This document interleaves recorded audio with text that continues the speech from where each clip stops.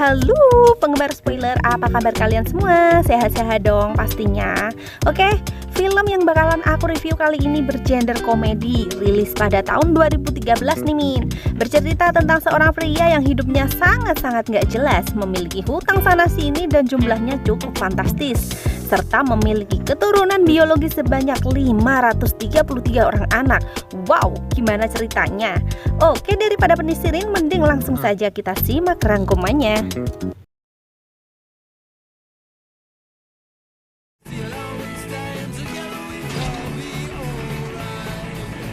Seorang pria dewasa bernama David Wozniak yang berprofesi sebagai kurir di sebuah usaha pengolahan daging milik keluarganya.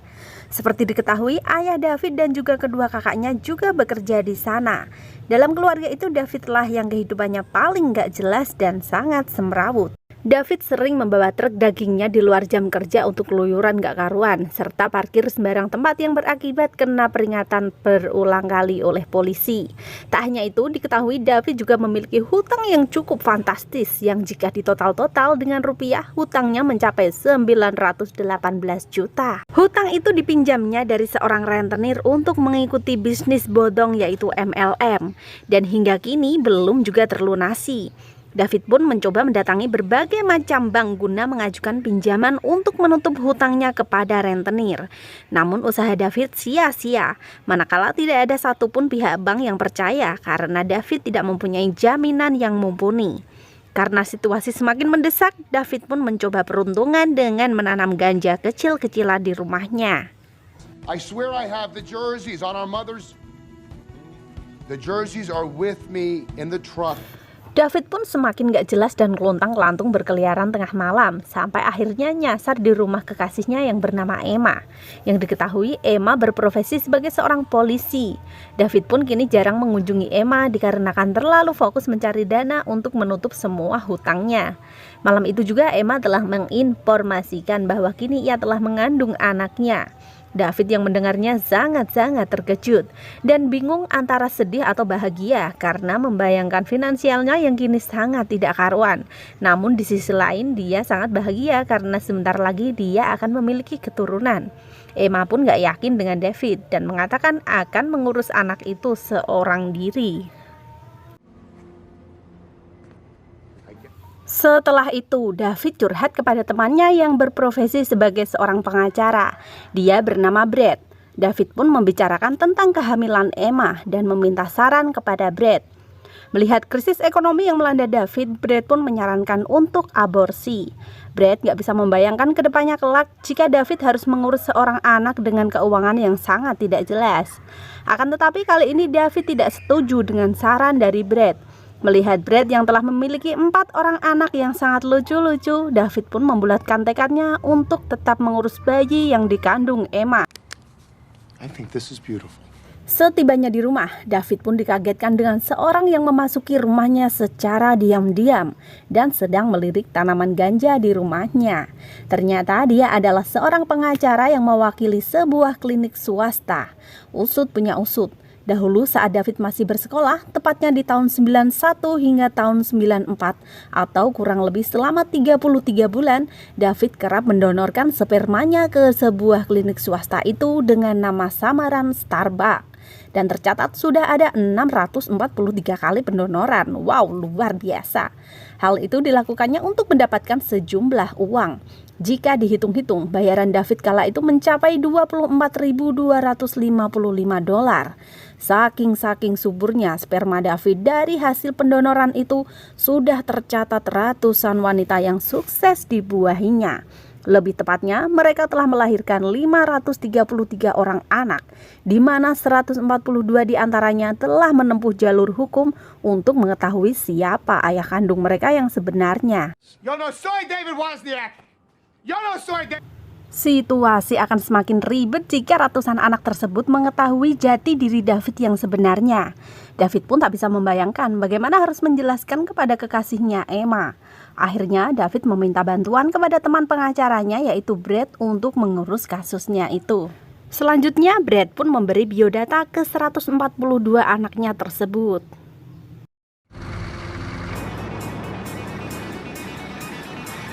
Keesokan harinya David memutuskan untuk mendatangi anaknya satu persatu. Dan yang pertama didatanginya yaitu Andrew, salah satu anaknya yang sukses menjadi seorang pembasket nasional. Why don't they put him in? Kemudian anak yang kedua yang ditemuinya adalah Josh yang bekerja di sebuah kafe dan bercita-cita menjadi seorang aktor. David pun mencoba membantu Josh dengan menggantikannya sebagai seorang barista kafe agar Josh dapat mengikuti casting untuk menjadi aktor. Dengan sangat percaya diri, David yang gak punya skill dalam bidang perkafean telah sukses meracik berbagai macam kopi aneka rasa. Bisa dibayangkan kopi buatan David. Tapi pengorbanannya terbayarkan ketika Josh lolos saat audisi dan diterima menjadi seorang aktor. You got the part? As of today, I'm an actor. Wow. Lanjut, setelah itu David mengunjungi anaknya yang berikutnya yaitu Kristen dengan menyamar sebagai seorang kurir pizza. Saat itu David mendapati Kristen yang bertengkar dengan pacarnya dan sepertinya dia juga sedang kekurangan uang. Karena tak tega, David pun menggratiskan pizza tersebut. Dan alangkah terkagetnya David ketika menemukan Kristen yang tengah overdosis narkoboy di kamarnya. Beruntungnya Kristen masih bisa diselamatkan dengan membawanya ke rumah sakit. Pada pihak rumah sakit, David mengaku sebagai ayah Kristen. Rumah sakit menyarankan agar Kristen dimasukkan ke pusat rehabilitasi. Namun Kristen menolak karena di sana dia justru akan bercampur dengan para pecandu lainnya. Kristen juga takut akan kehilangan pekerjaannya, dan Kristen juga berjanji akan sembuh dengan sendirinya, serta berkomitmen untuk masuk kerja dengan rajin. Sebagai seorang ayah, David pun tersentuh dan menandatangani surat pembebasan. Keesokan harinya David mulai mengintai Kristen dari kejauhan, dan betapa bahagianya David karena melihat Kristen benar-benar masuk kerja tepat waktu. Yes. Setelah observasi ke berbagai keturunannya, David pun lebih semangat dan optimis untuk membenahi hidupnya. Dia juga membuang semua tanaman ganja yang ia tanam dan lanjut menemui satu persatu dari keturunannya. Hari itu pun David sangat-sangat sibuk memilih dan memilah anak-anaknya yang mempunyai profesi yang beraneka ragam. Salah satunya ada yang menjadi pengamen jalanan, karyawan toko, ada yang menjadi tour guide, penjaga kolam renang. David juga punya anak yang tukang teler, karyawan klinik kecantikan, dan juga anaknya yang super semlehot yang digoda sana sini sama tukang bangunan. Don't say that. Don't say stuff. Karena sering menemui anaknya yang berbagai macam rupa, secara tidak langsung telah mengubah perilaku David menjadi pribadi yang lebih hangat, atau istilah katanya lebih kebapaan, terutama pada kekasihnya Emma. Dengan senang hati David menemani Emma untuk USG, serta David mampu meyakinkan Emma untuk menjadi seorang ibu, yang padahal tadinya Emma ragu untuk memiliki seorang anak. David meyakinkan kepada Emma bahwa memiliki seorang keturunan adalah suatu hal yang indah. Mendengar perkataan David, Emma pun luluh dan memberi kesempatan kepada David untuk menjadi ayah kandung dari buah hatinya kelak. A good mother. What I'm gonna do is, no. Then I accept. Selanjutnya David menemui salah satu anaknya yang ternyata seorang disabilitas. Ia bernama Ryan. Melihat kondisi Ryan yang sulit untuk bergerak dan bahkan tidak bisa berbicara, David pun sangat-sangat iba. Hari itu dihabiskannya bersama Ryan untuk berputar-putar berkeliling panti dan memapahnya hingga ke tempat tidur. You did really good. Sampai suatu ketika ia mengikuti seorang anaknya yang datang di sebuah forum. David pun ikut-ikutan masuk serta duduk bersama para hadirin yang lain. Betapa tergejrotnya David kala mengetahui bahwa itu adalah perkumpulan anak-anak Starbucks. Mampus. David yang terhimpit di antara anak-anaknya apa nggak serasa memasuki kandang singa ya kan. Namun David mencoba kuasai keadaan dengan tetap bersikap tenang, sabar, slow, jangan panik ya. Dan mengaku sebagai ayah angkat dari Ryan, seorang anak penyandang disabilitas. Untungnya David tidak dicurigai terhadap anak-anak yang pernah ia temui seperti Kristen dan juga Josh. Setelah selesai acara, David pun keluar gedung dan tak sengaja bertemu dengan Brad. Brad menasihati agar David tak lagi menemui para anak-anaknya, apalagi mencampuri urusan mereka. Bagi Brad, itu semua adalah sebuah kesalahan besar. Namun David meyakini bahwa langkahnya kali ini adalah keputusan yang benar. Sempat terjadi uring-uringan di antara mereka dan tak sengaja didengar oleh seorang remaja bernama Viggo yang juga termasuk keturunan dari Starbuck. Sesampainya di rumah, David diserbu oleh sekawanan orang suruhan rentenir untuk menagih hutang. Mereka pun menaikkan pinjaman dari $80.000 sampai $100.000 karena sudah melebihi jatuh tempo. David mencoba menelpon semua koneksinya untuk mencari utangan, namun hasilnya nol. Belum sempat menenangkan diri, lalu tiba-tiba datanglah Viggo di rumah David dan secara otomatis Viggo tahu bahwa David adalah Starbuck. Viggo pun memaksa untuk tinggal beberapa minggu bersama David. David pun auto panik dong karena bisa saja Viggo membuka identitas Starbuck yang asli. My name is Viggo. Are you gonna expose me? Setelah tinggal bersama selama 2 minggu, David pun mulai enek dengan kekonyolan Viggo, mulai dari telepon-telepon terus dan membicarakan hal-hal yang David gak ngerti sama sekali. Situasi sudah seperti itu, Brad malah menyarankan agar David menuruti keinginan Viggo agar identitasnya tetap aman. Makin mumet kan? David pun akhirnya mengajak Viggo untuk bermain basket bersama tim andalannya, serta mengalahkan kencannya dengan Emma demi jalan-jalan bersama Viggo. Dengan segenap rasa sabar, David pun menuruti semua keinginan Viggo yang ternyata dia akan berkemah bersama anak-anak Starbuck yang lain. Dan syukurlah Viggo tetap tutup mulut tentang identitas David yang sebenarnya. Karena setahu mereka David adalah ayah angkat dari Ryan. Secara tidak langsung, David juga menikmati liburan bersama ratusan keturunannya.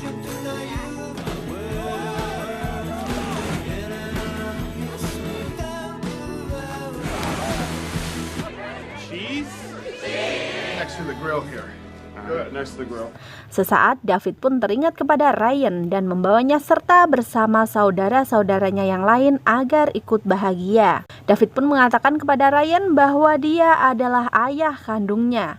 Hal itu pun dikatakan hanya kepada Ryan seorang. Sepulangnya dari liburan, Brad pun ngomel-ngomel gak karuan karena tanpa sepengetahuan David, wartawan telah meliput aksi liburan mereka dan viral di berbagai media. Situasi pun semakin gawat karena fenomena ratusan anak dengan satu ayah mulai menjadi sorotan publik. Namun Brad mengakalinya dengan menggunakan berita itu sebagai umpan balik tuntutan untuk klinik swasta karena tidak bisa menjaga privasi serta identitas pendonor. Dengan begitu, David akan mendapatkan sejumlah uang ganti rugi sehingga dapat digunakannya untuk melunasi hutang-hutangnya. Berbagai acara TV juga menayangkan fenomena viral ini dengan menjuluki Starbucks sebagai El Masturbator. Emma yang mengetahui keviralan Starbucks menganggapnya sebagai hal gila dan abnormal. Selanjutnya, rentenir pun semakin gedek dengan David karena tak kunjung melunasi hutangnya dan saking jengkelnya, pihak rentenir pun mendatangi keluarga David untuk menagih hutang. Para kakak tengah syok mengetahui hutang David yang jumlahnya cukup fantastis. Mereka menyuruh David untuk segera menutup hutang-hutangnya karena mereka merasa tak sanggup untuk membayarnya, termasuk juga sang ayah. Dad, listen. Go away, David. David yang sudah kepepet pun akhirnya menyuruh Brad untuk segera menuntut klinik swasta itu ke persidangan. Akhirnya hari persidangan pun tiba. Terlihat para anak-anak Starbuck memenuhi seluruh ruangan. Persidangan pun berlangsung tanpa kehadiran David tentunya. Di sana Brad akan menuntut klinik swasta itu sebesar $200.000. Sebenarnya klinik itu juga mengakui tentang aturan main para pendonor, namun anak-anak Starbuck tidak terikat perjanjian hitam di atas putih. Dalam artian mereka juga berhak mengetahui siapa ayah kandung mereka yang sebenarnya. Sebagai bahan pertimbangan, anak-anak Starbuck juga memberikan keterangan riwayat mereka yang hidup tanpa seorang ayah. Dalam sidang pun Brad bersikukuh bahwa ketetapan yang sudah ditulis harus tetap ditegakkan, terutama tentang profil pendonor. Brad mengatakan jika tanpa kerahasiaan mereka semua tidak akan ada di tempat ini. Persidangan pun sudah berjalan lebih dari 2 kali. David dan Brad sudah hadap-hadap cemas tentang keputusan hakim. Hingga pada akhirnya hakim memutuskan jika Brad telah memenangkan sidang tersebut. Betapa bahagianya David dan Brad saat itu, karena mereka telah memenangkan $200.000, di mana sebagian dari uang itu dapat digunakan untuk melunasi hutang-hutang David dan sisanya akan diserahkan untuk Brad. Namun di lain sisi, anak-anak Starbuck telah kecewa dengan keputusan sidang, karena menurut mereka Starbuck juga harus memikirkan perasaan anak-anaknya. Dan yang terpenting adalah bahwa hubungan antara seorang ayah dengan anaknya melebihi sebuah ketetapan hukum yang berlaku.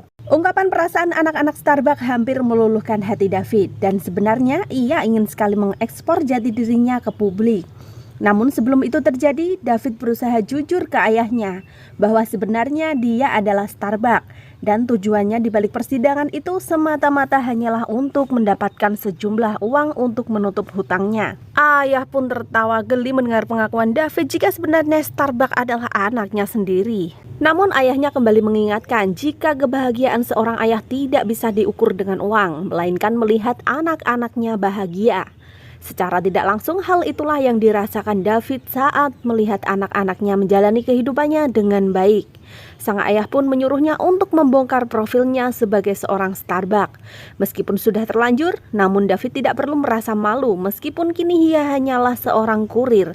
Namun ketulusan hatinya yang membuat orang-orang di sekitar merasa bahagia. Namun jika ia membuka kedoknya sebagai seorang Starbuck, otomatis uang gugatan akan hangus. Akan tetapi David tak perlu khawatir karena ayahnya telah menyiapkan sebontos uang warisan untuk David, yang dimana diketahui uang itu adalah hasil penjualan dari toko daging. Tanpa berpikir lama, David pun akhirnya mengungkapkan identitas aslinya sebagai Starbuck melalui situs grup Starbuck Kids. Satu persatu masalah pun mulai teratasi. Kini David bisa bernapas dengan lega. Kebahagiaan David pun bertambah tatkala Emma melahirkan buah hatinya dengan sehat.